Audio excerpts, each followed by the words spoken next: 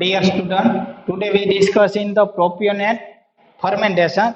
Another pathway of કે જ્યારે fermentation થતું હશે ત્યારે ખાલી આપણે લેક્ટેટ એક જ નહીં મળતું, અલગ અલગ બેક્ટેરિયાની અંદર એની બાય પ્રોડક્ટ અલગ અલગ જોવા મળતી હશે.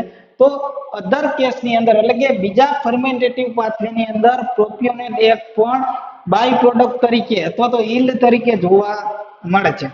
તો substrate date radio active labelling કે એના માટે એના સબસ્ટ્રેટને રેડિયો એક્ટિવ લેબેલાઇઝ કરવામાં આવે અથવા તો એના સબસ્ટ્રેટને શું કરવામાં આવે, લેબલ કરવામાં આવશે. રેડિયો એક્ટિવ સબસ્ટન્સ દ્વારા એને લેબલિંગ કરવામાં આવશે in the specific carbon atom ઉપર, ચોક્કસ કાર્બનના એટમ ઉપર is the convert to fermentative product કે જે શું થશે આગળ એનું ફર્મેન્ટેશન થઈ અને ફર્મેન્ટેટિવ પ્રોડક્ટની અંદર કન્વર્ટ થશે. Two carbons of process term as the randomization કે ઈ પ્રોસેસને શું કહેવામાં આવે તો કે રેન્ડમાઇઝેશન પ્રોસેસ. આ પ્રોસેસ કહેવામાં આવે કે જ્યાં જે આપણો સબસ્ટ્રેટ હશે, માની લ્યો કે આપણો ગ્લુકોઝ હોય, ગ્લુકોઝ છે તો ગ્લુકોઝ ની અંદર ટોટલ 6 કાર્બન છે. એ 6 કાર્બન માંથી કોઈ 2 કાર્બન ઉપર એની 2 carbon have a radioactive labeling. એમાંથી 2 કાર્બન ને રેડિયો એક્ટિવ લેબલિંગ કરવામાં આવશે કે એનું પછી શું થશે તો કે એનું ફર્મેન્ટેશન થશે. ફર્મેન્ટેશન થી જે પ્રોડક્ટ મળી XYZ તો એ પ્રોડક્ટ ની અંદર આપણે રેડિયો એક્ટિવ કાર્બન મળ્યા કે નથી મળ્યા એ ચેક કરવા માટે જે પ્રોસેસ છે એ પ્રોસેસને રેન્ડમાઇઝેશન પ્રોસેસ કહેવામાં આવે.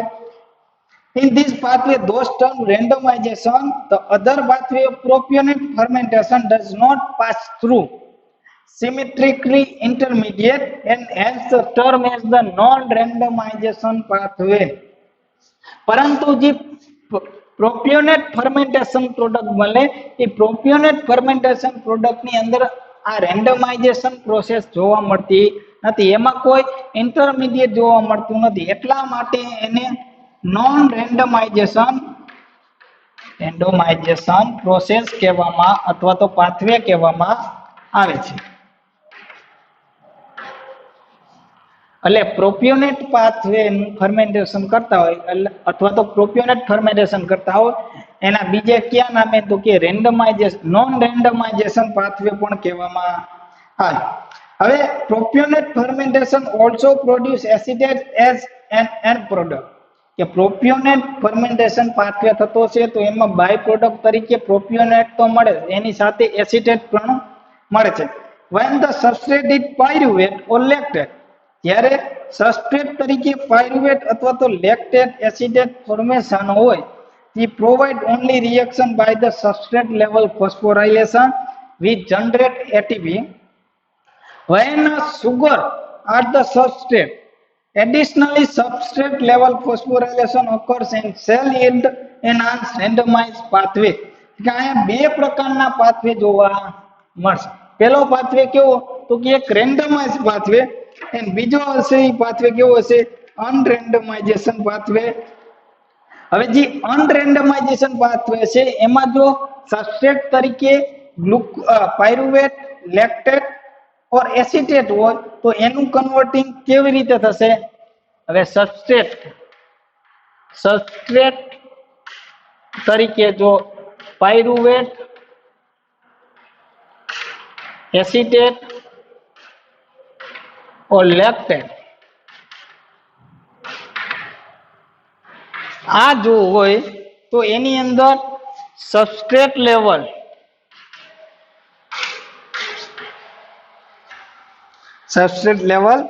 ફોસ્ફોરાઇલેશન થશે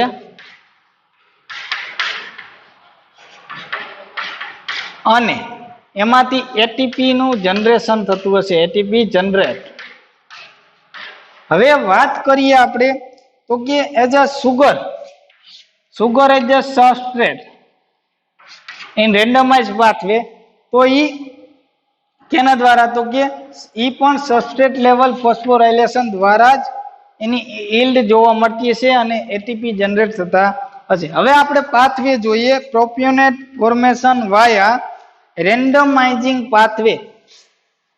રેન્ડમાઇઝિંગ પાથવે દ્વારા શું, તો કે પ્રોપિયોનેટનું ફર્મેન્ટેશન ઇન ધ સેલેનોમોનાસ. કયા ઓર્ગેનિઝમની અંદર, તો કે સેલેનોમોનાસ ઓર્ગેનિઝમની અંદર એનો રેન્ડમાઇઝ પાથવે વિશે વાત કરીએ તો first of all lactate as the substrate. Lactate as a substrate એ convert into a pyruvate.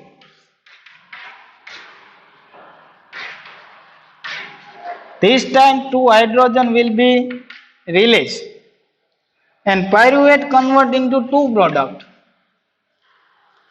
like acetyl coenzyme A. acetyl coenzyme A માંથી શું થશે, તો કે અહીંયા ફોર્મેશન થશે 2 હાઇડ્રોજન બનશે COA માંથી અને કાર્બન ડાયોક્સાઇડ છૂટો પડશે. એસિટાઇલ એન્ઝાઇમનું PI અને COA શું બનશે, તો કે એસિટાઇલ ફોસ્ફેટમાં કન્વર્ઝેશન થશે. હવે એસિટાઇલ ફોસ્ફેટનું શું થશે, તો કે એડીપી માંથી એટીપી માં કન્વર્ઝેશન થશે અને એસિટેટ મળશે. આ એક પ્રોડક્ટ થઈ ગઈ આપણી એસિટેટ. હવે પાયરુવેટનું બીજો પાથવે શું થશે, તો કે એમાંથી મેલેટનું ફોર્મેશન થશે. Test time 2 hydrogen plus and carbon dioxide will be include and મેલેટમાંથી પછી બનશે, એમાંથી હાઇડ્રોજન H2O છૂટું પડશે, પાણી છૂટું પડશે અને ફ્યુમરેટ બનશે. ફ્યુમરેટનું સક્સિનેટની અંદર કન્વર્ઝેશન થશે. હવે એ સક્સિનેટનું શું થશે, એસિટાઇલ કોએન્ઝાઇમની હાજરીમાં સક્સિનાઇલ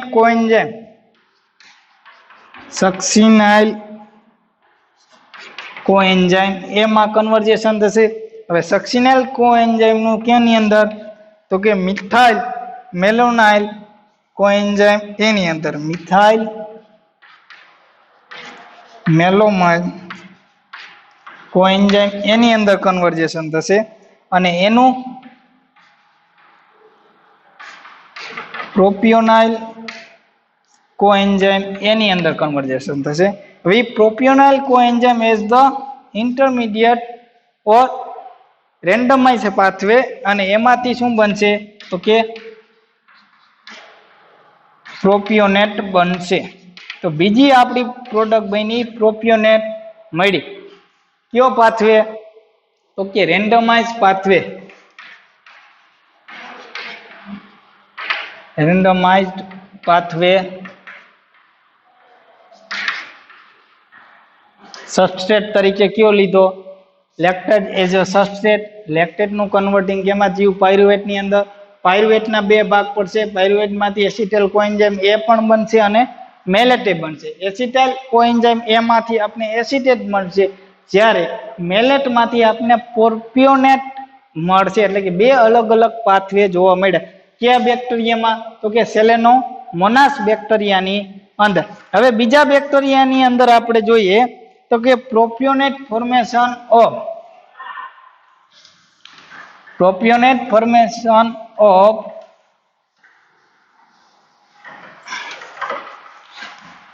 રેન્ડમાઇઝિંગ પાથવે. એક તો રેન્ડમાઇઝિંગ પાથવે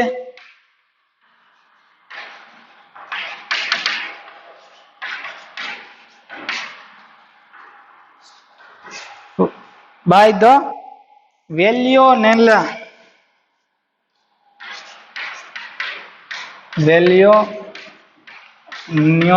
બેક્ટેરિયાની અંદર એનો પાથવે જોઈએ તો lactate as a substrate. લેક્ટેટનું converting થશે પાયરુવેટની અંદર. પાયરુવેટ પાયરુવેટ નું કન્વર્ઝેશન થશે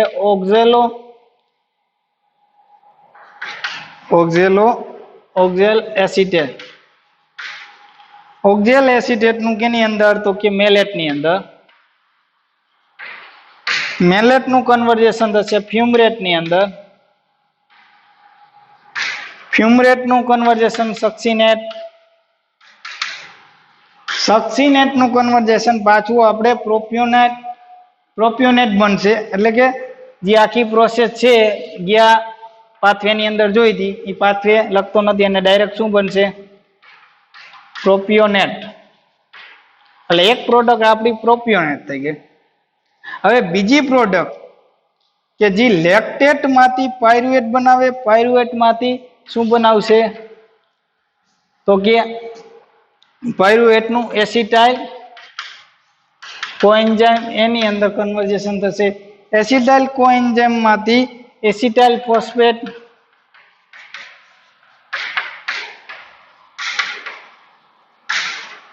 અને એસિટાઇલ ફોસ્ફેટ માંથી એસિટેટ મળશે. Two product will be generate where the oxaloacetate and lactate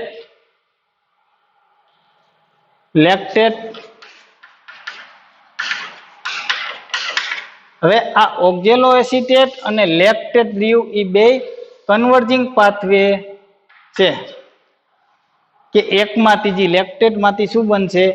mallet બનશે અને મેલેટ માંથી પાછું લેક્ટેટ બનશે. એટલે કે કન્વર્જિંગ પાથવે છે. તો આ હતું નોન રેન્ડમાઇઝિંગ પાથવે. હવે વાત કરીએ નોન રેન્ડમાઇઝિંગ પાથવે ની. તો આ બે હતા randomizing pathway. Then after we discuss non randomizing pathway.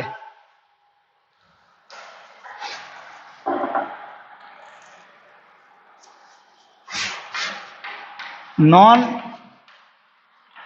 રેન્ડમાઇઝિંગ pathway તો એની અંદર શું થશે તો કે પાયરુવેટ નું ટુ ટાઈપમાં ફોર્મેશન થશે. એક તો એસિટાઇલ કોએન્ઝાઇમ એમાં પ્લસ લેક્ટેટ ની અંદર, અને એસિટાઇલ કોએન્ઝાઇમ એમાંથી એસિટેટ બનશે, જ્યારે લેક્ટેટ માંથી શું બનશે? લેક્ટાઇલ કોએન્ઝાઇમ એ અને એમાંથી એરિક્લાઇલ કોએન્ઝાઇમ એ. જોઈએ તો પાયરુવેટ એઝ ધ સબસ્ટ્રેટ એનું શું થશે એક પાથવે ની અંદર તો કે એસિટાઇલ કોએન્ઝાઇમ એની અંદર કન્વર્ઝેશન થશે અને એસિટાઇલ કોએન્ઝાઇમ નું એસિટાઇલ ફોસ્ફેટમાં.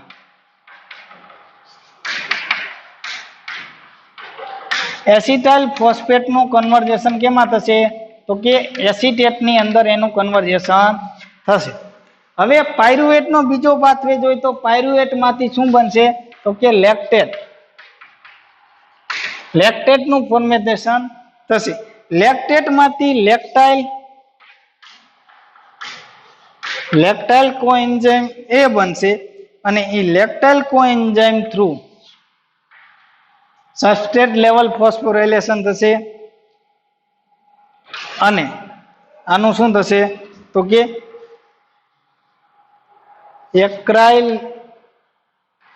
લીલાઇલ કોએન્ઝાઇમ એ એક્રિક્રાઇલ કોએન્ઝાઇમ એ બનશે. વોટર મોલેક્યુલ છૂટો પડશે અને એક્રાઇલ કોએન્ઝાઇમ માંથી શું બનશે તો કે પ્રોપિયોનાઇલ કોએન્ઝાઇમ એ બનશે અને પ્રોપિયોનાઇલ કોએન્ઝાઇમ માંથી પ્રોપિયોનેટ બનશે. પ્રોપિયોનેટ તો એ આપણી બીજી પ્રોડક્ટ. પરંતુ આ જે રહ્યું એ શું છે તો કે સબસ્ટ્રેટ લેવલ કન્વર્ઝેશન થતું હશે. એટલે કે રેન્ડમાઇઝિંગ પાથવે ની અંદર પણ લેક્ટેટ અને એસિટેટ જોવા મળતું હતું, લેક્ટેટ અને એસિટેટ. જ્યારે આની અંદર પણ શું જોવા મળે લેક્ટેટ અને પ્રોપિયોનેટ જોવા મળે. પાથવે જોઈ લઈ તો કે પાયરુવેટ નું કેની અંદર તો કે એસિટાઇલ કોએન્ઝાઇમ માં કન્વર્ઝેશન થશે તો આપને જે બાય પ્રોડક્ટ મળશે એ કી બનશે તો કે એસિટેટ બનશે. જ્યારે લેક્ટેટ માં કન્વર્ઝેશન થશે તો લેક્ટેટ માંથી આપને પ્રોપિયોનેટ બનશે વાયા લેક્ટાઇલ કોએન્ઝાઇમ એ, એરિક્લાઇલ કોએન્ઝાઇમ એ અને પ્રોપિયોનાઇલ કોએન્ઝાઇમ એ માંથી પ્રોપિયોનેટ બનશે. તો આ હતું રેન્ડમાઇઝિંગ પાથવે. હવે Then after we discuss in a butyl fermentation.